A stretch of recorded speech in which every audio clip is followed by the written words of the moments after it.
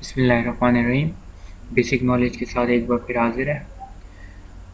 आज जिस टॉपिक के बारे में हम बात करेंगे वो ब्रेकर जो होता है ब्रेकर का जो ट्रिपिंग मैकेनिज़्म है उसके बारे में हम बात करेंगे। यानी कि जो आपने देखा होगा कि प्रोटेक्शन के लिए ब्रेकर लगा होता है कि कोई भी हमारा लोड जो है वो ओवर करंट या ओवर वोल्टेज की वजह से डैमेज ना हो, उसको बचाने के लिए एक ब्रेकर लगाया जाता है। और भी बहुत सारी प्रोटेक्शन लगाई जाती है, मगर जो एक मेन ब्रेकर लगाया जाता है वो किस तरीके से ट्रिप करता है वो उसके बारे में बात करेंगे। ये एक लाइन है, कोई भी लाइन कंसीडर कर लें। ये सिंगल लाइन डायग्राम में मैं आपको शो कर रहा हूँ।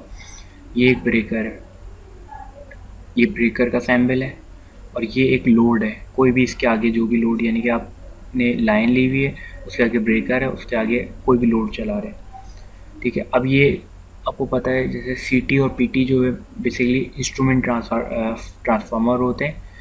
ये सीटी जो है करंट मेजरिंग डिवाइस है और पीटी जो है वोल्टेज मेजरिंग डिवाइस है। करंट जो सीटी है वो सीरीज़ में लगती है और पीटी जो है वो पैरेलल लगती है। अच्छा, अब ये एक कॉइल है, ये जो मैं बना रहा हूँ ये कॉइल है, सही। अब इस कॉइल में एक नॉर्मली क्लोज होता है और एक नॉर्मली ओपन कॉन्टैक्ट होता है। ये सिंगल मतलब 2 पेन की जो एक रिले होती है नॉर्मल, वो है। अब इसमें से एक कॉन्टैक्ट जो आ रहा है, ये देखें, ये इस ब्रेकर की कॉइल है। ये जो आपको सीटी और पीटी के अलहदा जो पोर्शन नज़र आ रहा है वो सारा जो है ब्रेकर के अंदर होता है सारा।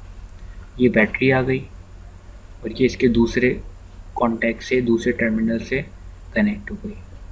ये आपका ये नज़र आ गया। ठीक है, अब होगा ये कि फ़र्ज़ कर लीजिए कि सीटी और पीटी ने कोई सेंसिंग दी। फ़र्ज़ कर लें सीटी ने एक जो डिज़ायर इसमें सेट की हुई थी कि 3 एम्पेयर तक जाए, फ़र्ज़ कर लें। अब इसमें 3 एम्पेयर से ज़्यादा करंट गुजर गया, 10 एम्पेयर, 15 एम्पेयर, तो अब ये सेंस करेगी। अब ये इसके नॉर्मली ओपन और नॉर्मली क्लोज कॉन्टैक्ट फ़र्ज़ कर लें है, और ये इसकी इस तरीके से बनाए जाते हैं। इसमें नॉर्मली ओपन, अभी ये नॉर्मली ओपन कंडीशन में, जैसे ही डिज़ायर से ऊपर करंट गया, इसकी जो नॉर्मली ओपन कॉन्टैक्ट हैं वो क्लोज की तरफ जाएंगे, क्योंकि इसमें कॉइल बनेगा, फ्लक्स बनेगा। फ्लक्स जो होगा वो फिर कॉइल को एनर्जाइज कर देगा।